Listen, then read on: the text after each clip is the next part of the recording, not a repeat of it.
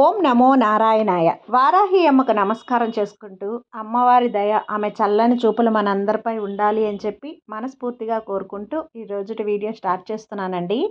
ఇక ఈరోజు వీడియోలో మనం చూడబోయేది ఏంటి అంటే, ఒక అమ్మవారి కథ. ఈ యొక్క దేవి కథ చాలా మహిమ గలది. ప్రకృతి దేవి యొక్క షష్టాంశ వల్ల అవతరించింది కనుక ఆమెకు షష్ఠీదేవి అని పేరు వచ్చింది. ఈ దేవి పేరు దేవసేన. ఈమె కుమారస్వామికి ప్రియురాలు. శిశురక్షణకి, బాలారిష్టముల నుంచి శిశువులను కాపాడుతుంది. ఈ శిశువుల పక్కనే ఉండి వారి ఆయువును అభివృద్ధి చేస్తుంది.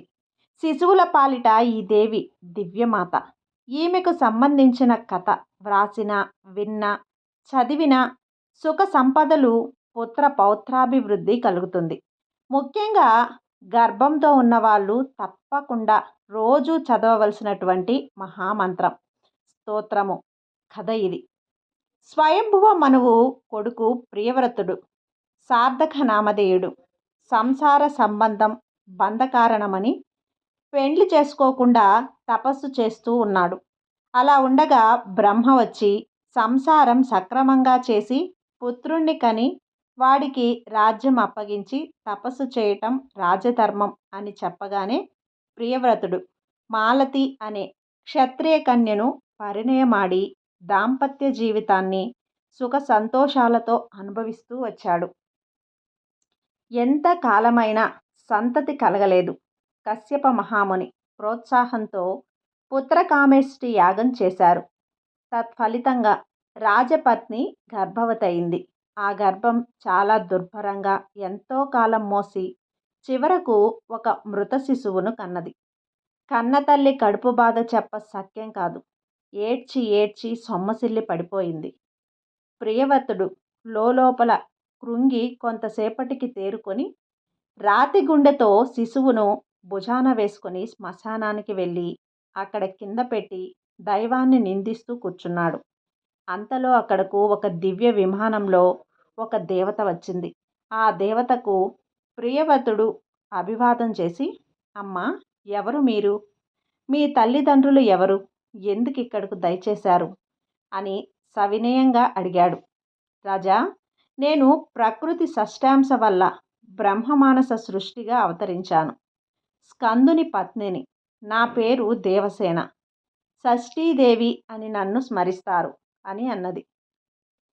ప్రియవ్రతుడి ప్రార్థనతో పిల్లవాణ్ణి కనికరించి బతికించి తిరిగి ప్రియవ్రతుడికి ఇస్తూ, వీడి పేరు సువ్రతుడు. అప్రమేయమైన బల పరాక్రమాలతో ఈ భూమిని ఏకఛత్రంగా పాలిస్తాడు. 100 యజ్ఞాలు చేస్తాడు అని అన్నది. వేదం చెప్పిన రీతిగా నన్ను నీ ఇంట ఆరాధిస్తూ నీ ప్రజల చేత కూడా నన్ను ఆరాధింపజేస్తూ ఉండు. నీకంతా మంచి జరుగుతుంది అని దీవించి అంతర్ధానమైంది. ప్రియవ్రతుడు పరమానందంతో ఇంటికి వచ్చి షష్ఠీదేవి యొక్క కథ చెప్పి తన భార్యతో కలిసి వేదోక్త విధముగా ఆ దేవిని ఆరాధించి ప్రజల చేత కూడా షష్ఠీదేవి యొక్క పూజలు చేయించాడు.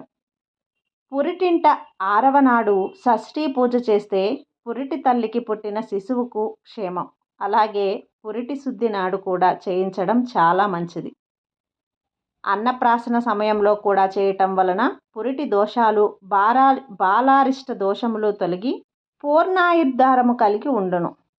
సంతానం లేని వారు కొడుకును కోరి షష్ఠీదేవిని పూజించి ఈ స్తోత్రముతో శ్రద్ధా భక్తులతో పఠిస్తూ ఉంటే శుభలక్షణ లక్షితుడు, దీర్ఘాయుష్మంతుడు అయిన కొడుకు జన్మిస్తాడు. బాలికలు భయపడి ఏడుస్తూ ఉన్నప్పుడు పురిటి ఇంట ఈ స్తోత్రం పఠిస్తే అన్ని బాధలు పోయి పిల్లలు సుఖంగా సురక్షితంగా ఉంటారు. షష్ఠీదేవి అనుగ్రహం వలన అన్ని రకములైన బాలగ్రహ పీడలు తొలగి క్షేమంగా ఉంటారు. ఇదే షష్ఠీదేవి కథ.